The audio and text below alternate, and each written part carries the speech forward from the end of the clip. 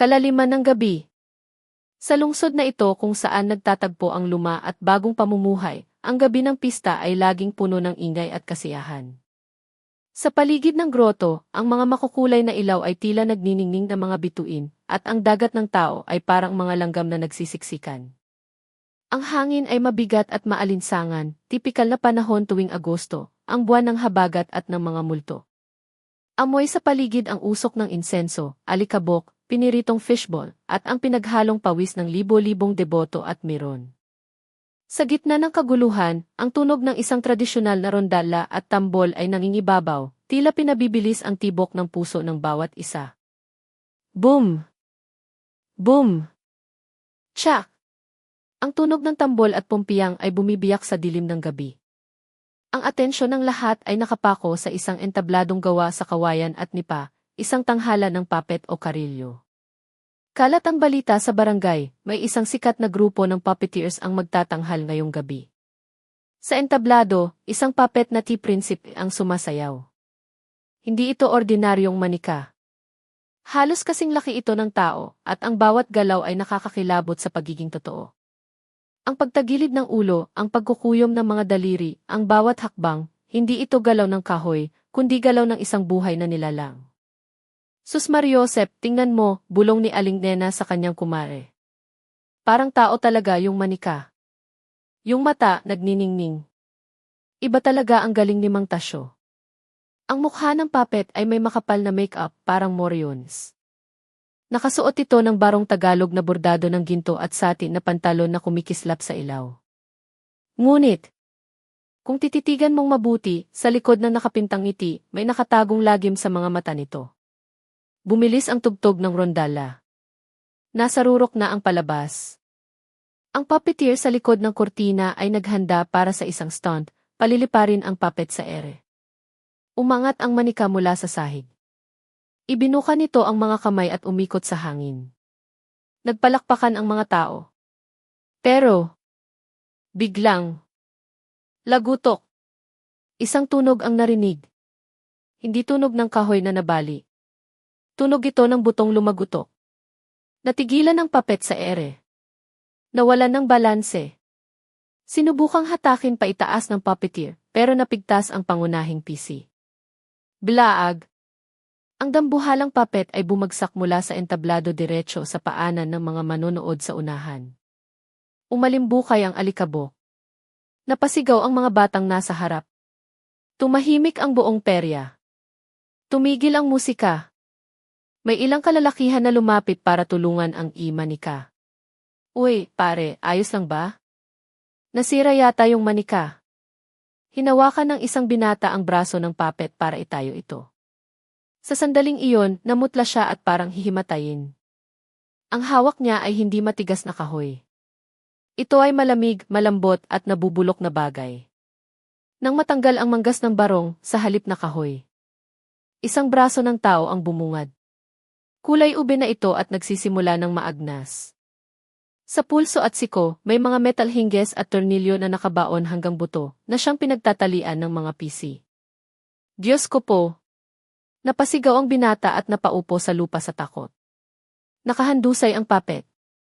Nang matanggal ang suot nitong hedger, hindi peluka ang nakita, kundi tunay na buhok na nakadikit pa sa anit. Ang mga mata ay nakadilat. Hindi ito gawa sa bubog o marble. Mga mata ito ng patay na binabad sa kemikal, nakatingala sa langit ng Bulacan.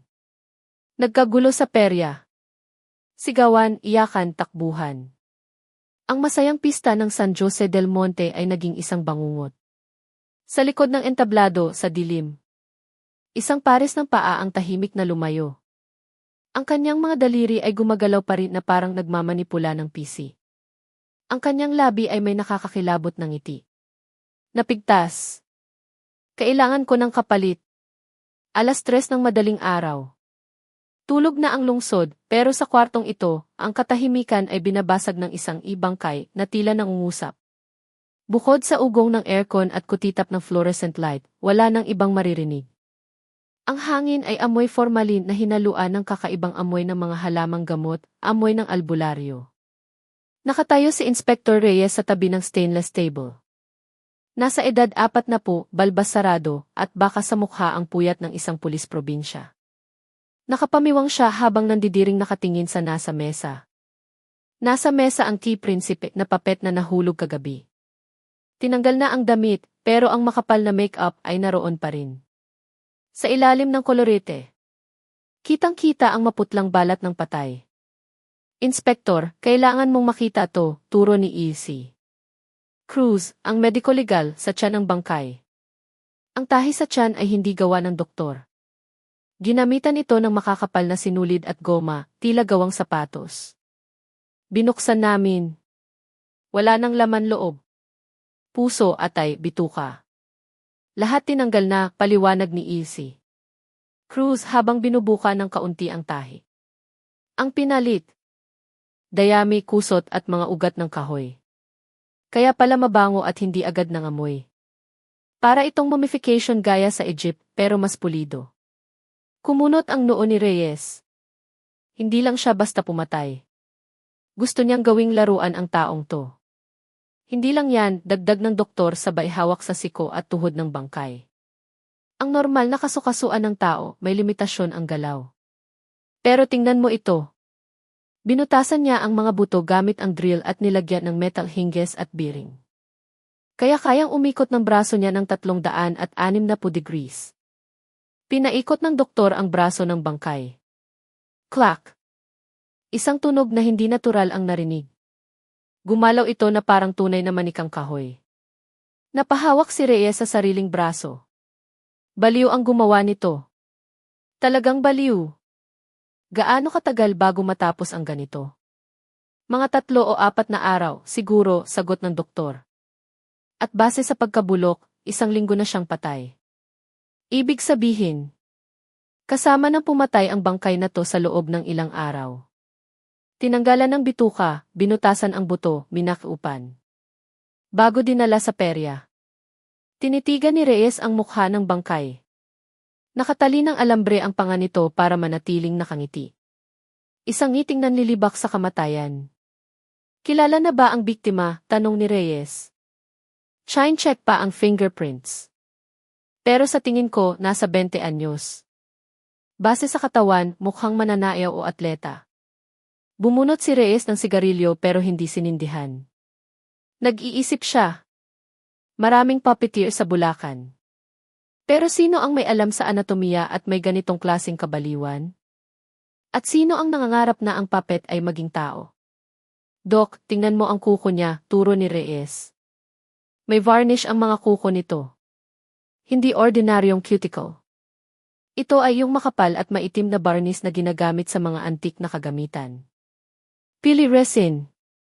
O lacquer, bulong ni Reyes. Bihira na ang gumagamit niyan dito. Mga old school na artist na lang. Mga purista. Akmang aalis na si Reyes. Salamat, Doc. May pupuntahan lang ako. Kailangan kong humingi ng payo sa ama ng puppet dito sa San Jose. Paglabas ni Reyes, sumara ang pinto ng morgue. Sa mesa, ang ihipapet tao ay naiwan, nakangiti sa kisami, habang ang amoy ng mga ugat kahoy ay nanunuot sa hangin. Isang liblib na lugar kung saan naglalakihan ang mga puno ng akasya at balete. Papalubog na ang araw, pero sa loob ng compound ni Mang Tasyo, tila gabi na dahil sa kapal ng mga puno. Ang lumang bahay na bato ay nakatayo sa gitna, tahimik, luma, at parang may sariling buhay. Pumasok si Inspector Reyes sa gate. Ang bawat hakbang niya sa mga tuyong dahon ay lumilikha ng tunog na gihigire. Ay riririhi na bumabasag sa katahimikan. Umakyat siya sa hagdan ng kahoy. Makintabang pinto, taliwas sa maalikabok na paligid. Pasok. Hindi yan nakakandado, isang malalim na boses ang narinig mula sa loob. Matanda na ang boses pero may diin at kapangyarihan. Pumasok si Reyes. Pagkatapak sa loob, napatigil siya. Daan-daang mata ang nakatingin sa kanya. Ang malawak na sala ay puno ng mga nakasabit na papet. Kapre, prinsipe, prinsesa, tikbalang. Iba't ibang laki at hugis. Lahat sila ay walang buhay, pero parang humihinga dahil sa bigat ng hangin sa loob. Sa isang sulok, nakaupo sa tumba-tumba si Mang Tasyo. Nasa edad 60, mahaba ang buhok na nakapusod, at maisuot na salamin habang kinukumpuni ang isang papet na duwende. Mahahaba at payat ang kanyang mga daliri, mabilis kumilos. Mang Tasyo. Ako po si Inspector Reyes. Hindi tumingala si Mang Tasyo. Anong kailangan ng pulis sa akin? Lumabag ba sa batas ang mga manika ko? Lumapit si Reyes at inilapag ang mga litrato ng si Papet Tao mula sa morgue. Gusto ko lang makuha ang opinyon ninyo tungkol dito. Kayo ang eksperto eh. Kinuha ni Mang Tasyo ang mga litrato. Walang reaksyon ang mukha niya noong una, pero nang silipin niya gamit ang magnifying glass ang mga tahi at tornilyo, tumaas ang kilay niya. Interesante, bulong ni Mang Tasyo. Ang gawang ito, hindi gawa ng ordinaryong tao. Kabisado niya kung paano gumagalaw ang pisi at buto. Pamilyar po ba kayo sa gawa na iyan? Tanong ni Reyes. Hindi, binitiwan ni Mang Tasyo ang litrato. Hindi ito gawa ng alagad ng sining. Gawa ito ng baliw. Tingnan mo ang mga bakal, masyadong magaspang. Ang katawan ng tao, malambot. Hindi matigas gaya ng kahoy. Sinusubukan niyang labanan ang kalikasan. Napansin ni Reyes ang mga kamay ni Mang Tasyo. May mga mansa ng itim na resin o lacquer sa mga kuko nito. Katulad ng nasa bangkay. Mang Tasyo, may mga puppeteer ba na nangangarap na maging tao ang manika nila? Umiti si Mang Tasyo. Isang malamig na ngiti. Itinaas niya ang hawak na papet. Iho! Makinig ka. Ang papet ay hindi ginawa para gayahin ang tao. Ginawa ito para higitan ang tao. Ang tao, tumatanda, nagkakasakit, namamatay. At ang tao, nang iiwan, nagtataksil. Pero ang papet, hindi namamatay. Sumusunod sa bawat utos. Sila ang perpekto. Tinuro ni Mang Tasyo ang litrato. Ang gumawa nito, kulang pa. Gusto niyang gawing manika ang tao. Ang dapat, gawing tao ang manika. Kinilabutan si Reyes. May mga estudyante po ba kayo? O mga dating tagasunod? Wala, mabilis na sagot ni Mang Tasyo. Ang sining ko ay mamamatay kasama ko. Ang mga kabataan ngayon walang pasensya. Gusto lang sumikat. Wala nang may gusto ng tunay na sining. Biglang. Blag. May nahulog sa kabilang kwarto. Tumingin si Reyes. Ano iyon? Pusa lang yan, kalmadong sagot ni Mang Tasyo. Luma na ang bahay, maraming daga kaya maraming pusa. May hinala si Reyes, pero wala siyang search warrant. Tumayo siya. Salamat po, Mang Tasyo. Kung may maalala kayo, pakitawagan ako. Paglabas ni Reyes, lumingon siya. Hindi siya tinitingnan ni Mang Tasyo. Nakatitig lang ang matanda sa papet na hawak nito. Ang mata ng papet at mata ni Mang Tasyo. Pareho. Walang buhay at malamig. Umalis si Reyes. Sa loob ng bahay. Kinandado ni Mang Tasyo ang pinto. Click. Dahan-dahan siyang naglakad patungo sa likod na kwarto. Huwag kayong malikot. Mga anak, bulong niya. Wala na ang bisita. Ituloy na natin ang rehearsal. 6:00 ng gabi. Puno ng usok ng sigarilyo ang opisina. Sa whiteboard, nakadikit ang mga missing person posters, litrato, at mapa na pinagdurugtong ng pulang sinulid. Nakatayo si Reyes sa harap ng board. Katabi niya si Idalawa Garcia. Sir! Sa nakalipas na 2 taon, 15 kabataan na ang nawawala sa Bulacan at Nueva Ecija, report ni Garcia habang tinuturo ang litrato ng isang lalaki. Ito si Paolo. Gymnast. Nawala 8 buwan na ang nakakaraan. Isa pang litrato. Ito naman si Teresa. Folk dancer. Nawala 1 taon na. Tiningnan ni Reyes ang mga litrato. May iisang katangian ang mga biktima. Magaganda, makikisig at flexible ang katawan. Mananayaw, atleta, nagyoyoga. Mga katawang madaling hubugin. Saan sila huling nakita? Tanong ni Reyes. Diyan nagkakatalo, sir, turo ni Garcia sa mapa. Lahat sila bago nawala. Pumunta sa barangay San Isidro. May bali-balitang nagpunta sila sa isang master puppeteer para mag-aral o maghanap ng trabaho.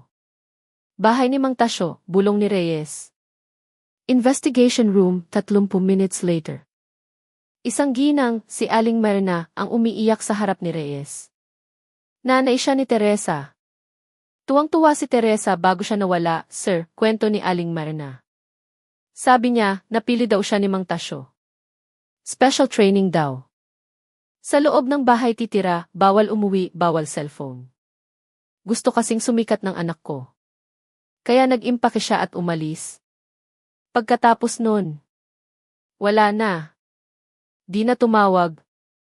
Napakuyom ng kamao si Reyes. Nagsinungaling si Mang Tasyo. Sabi niya walang estudyante. Pero kinukuha niya ang mga kabataan para sa e-training. At ginagawa silang ipermanenteng estudyante. Biglang pumasok si Garcia. Sir, lumabas na ang ifide result ng puppet na nakuha sa perya. Sino daw? Si Paulo, sir. Yung gymnast na nawala.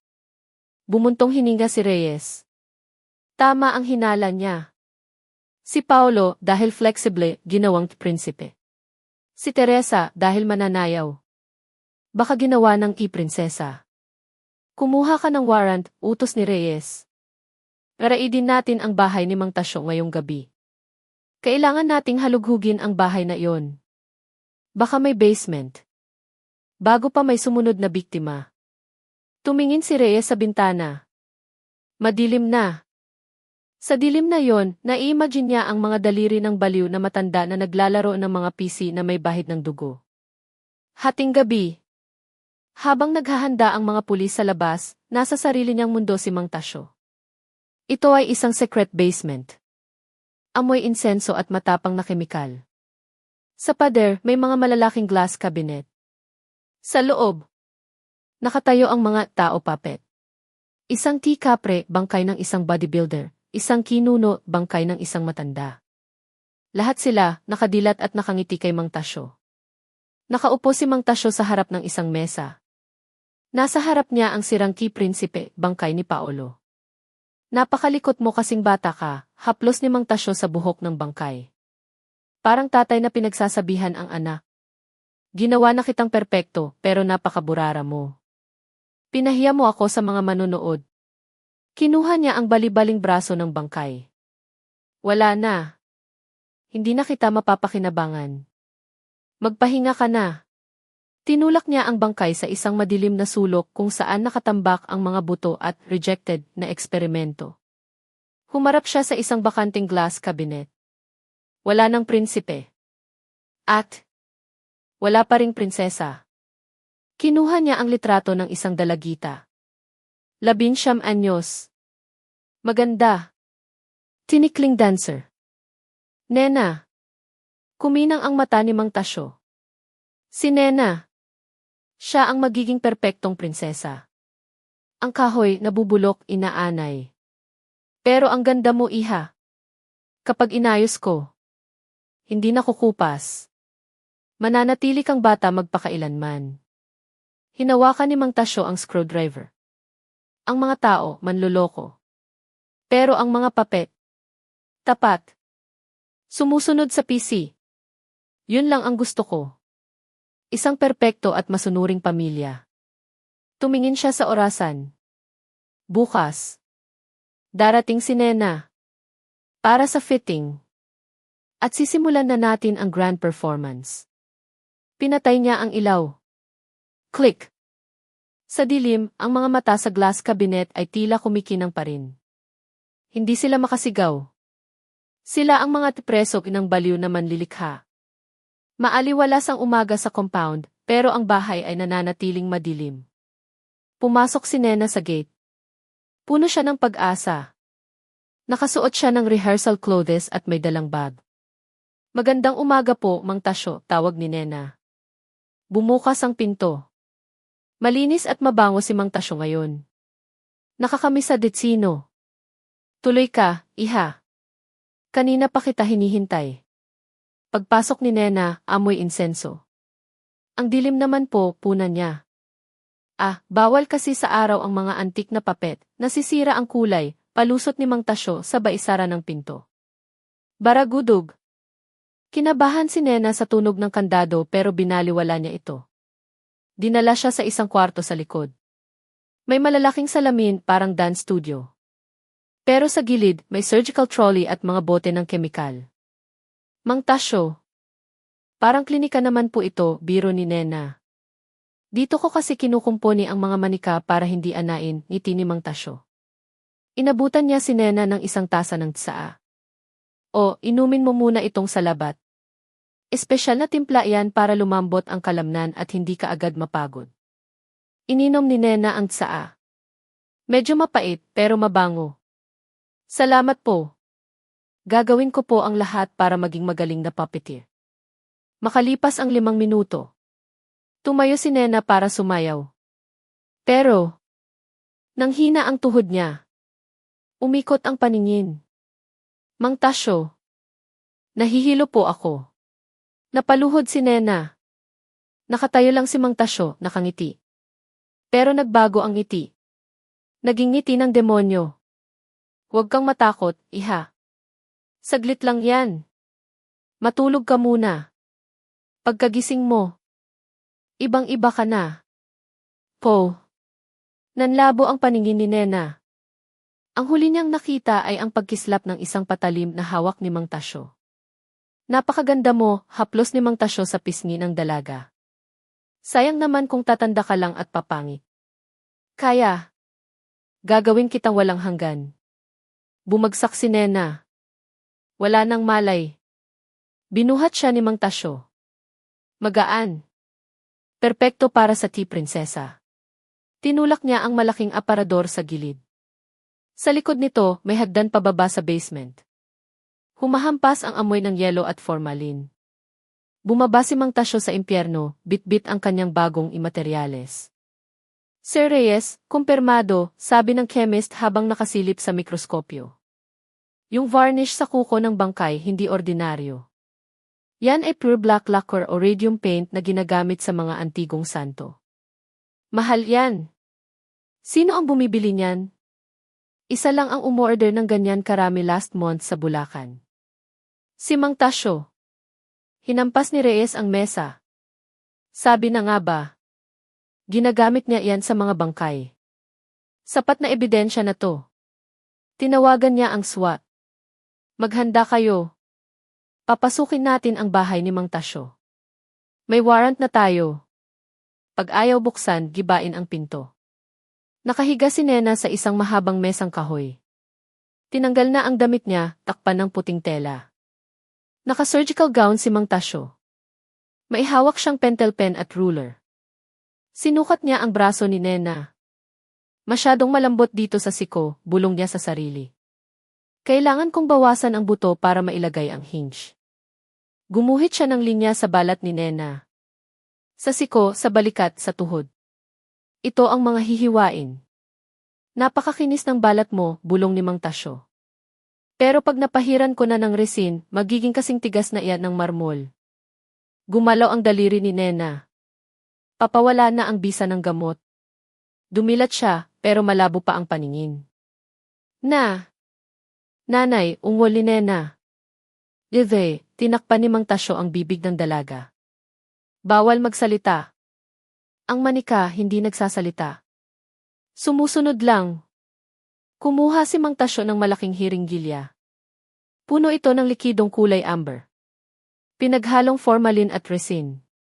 Ang tea preservative. Ito ang magbibigay sa iyo ng buhay na walang hanggan, nagniningning ang mata ni Mang Tasyo. Pagpasok nito sa ugat mo, aalisin nito ang maruming dugo. Hindi ka na mamamatay. Itinapat niya ang karayom sa liig ni Nena. Parang kagat lang ng langgam to. Sa itaas, narinig niya ang sirena. Wee. Tumingala si Mang Tasyo.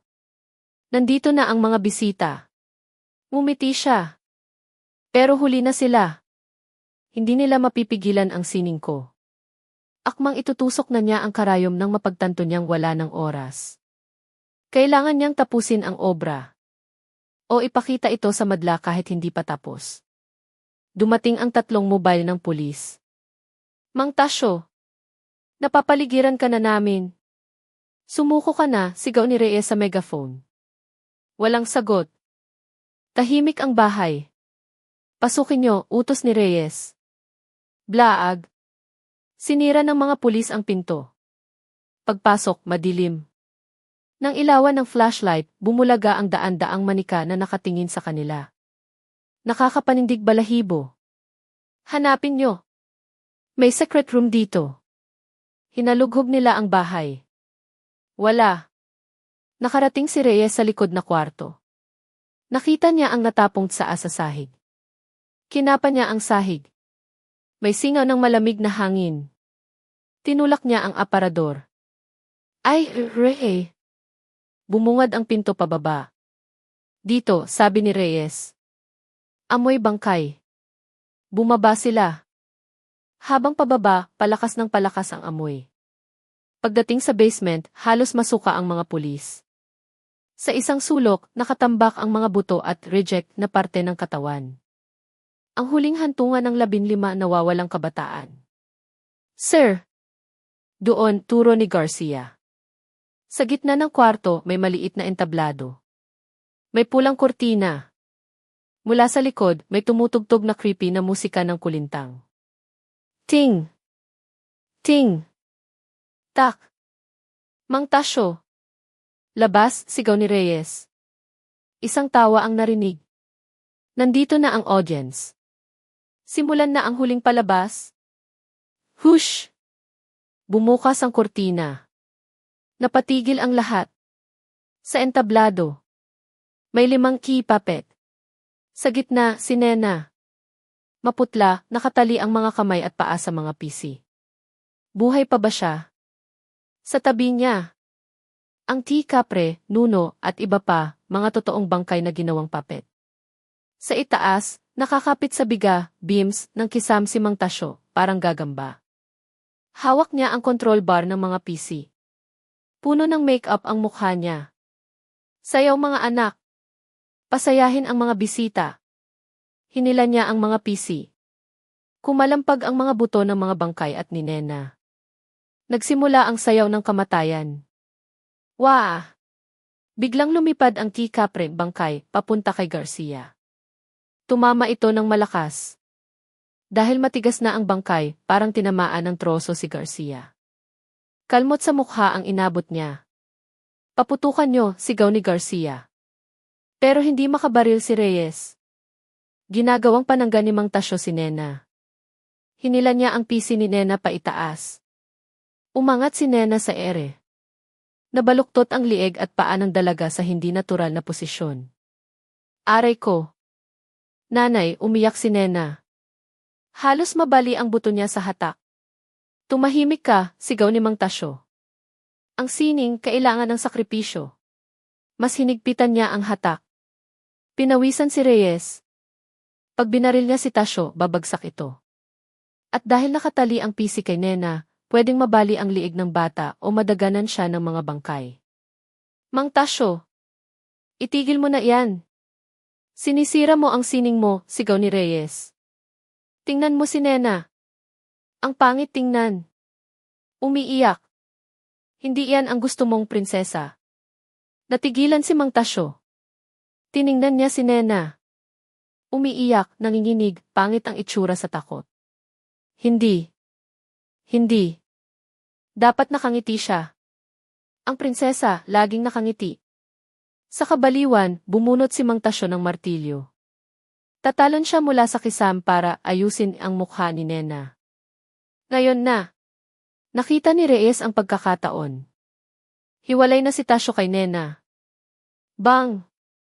Tinamaan si Mang Tasyo sa balikat. Nawala ng balanse si Tasyo. Nahulog siya mula sa biga. Pero hindi siya bumagsak sa lupa. Sumabit siya sa sarili niyang mga PC. Dahil sa bigat niya, nahatak ang ibang mga bangkay, Capre, Nuno, papunta sa kanya. Parang niyakap siya ng mga ito sa ere. Bitawan niyo ko, sigaw ni Tasyo. Ang matutulis na kuko at kawit ng mga bangkay ay bumaon sa katawan niya. Ang mga anak niya ay bumalik para singilin siya. Putulin ang PC. Takbo ni Reyes. Hiniwa niya ang tali ni Nena. Swoosh! Bumagsak si Nena. Sinalo siya ni Reyes at hinila palayo. Sa ere. Nagpupumigla si Mang Tasyo habang yakap-yakap ng 4 na bangkay. Habang nagwawala siya, lalong humihigpit ang PC sa lig niya. Ang obra ko. Ang sining ko. Nawala ng hininga si Mang Tasyo. Nanlaki ang mata. Tumulo ang dugo sa bibig. Patay na. Pero nakadilat pa rin ang mga bangkay sa paligid niya, nakatingin sa kanilang ki-ama. Tapos na ang palabas. Nakakordon na ang police tape sa bahay ni Mang Tasyo. Daan-daang usisero ang nanonood. Ilinalabas ang mga body bag. Kakaiba ang hugis ng mga bag, baluktot ang mga laman. Nakaupo si Reyes sa hagdan, nagyoyosi. Pagod na pagod. Sir, lapit ni Garcia, may benda sa mukha. Gising na si Nena. Pero, tulala. Nakatingin lang sa kisam. Sabi ng doktor, matinding trauma. Tumango si Reyes. Gagaling ang katawan niya. Pero ang isip niya, baka habang buhay nang nakatali sa PC. Madilim at malamig. Nakahanay sa istante ang mga papet ni Mang Tasyo. Sa dulo, may isang espesyal na kahon. Nandoon ang huling proyekto ni Mang Tasyo, isang dummy na kamukha ni Nena, hindi yung totoong Nena, kundi gawa sa ibang parte. Nakangiti ang manika, pero malungkot ang mata. Pumasok si Reyes. Huling araw na niya sa kaso. Ililipat na siya ng assignment. Ang sining dapat nagpapalaya, bulong ni Reyes. Pero sa kamay mo, naging sumpa. Pinatay niya ang ilaw. Click! Lumabas si Reyes at sinarado ang pinto. Sa loob ng madilim na kwarto. Crack! Isang daliri ng manika sa kahon ang gumalaw ng kusa. Kahit wala ng puppeteer. Tila hindi pa tapos ang palabas. Mula sa malayo, parang may narinig na tunog ng rondala. Ting! Ting! Tak!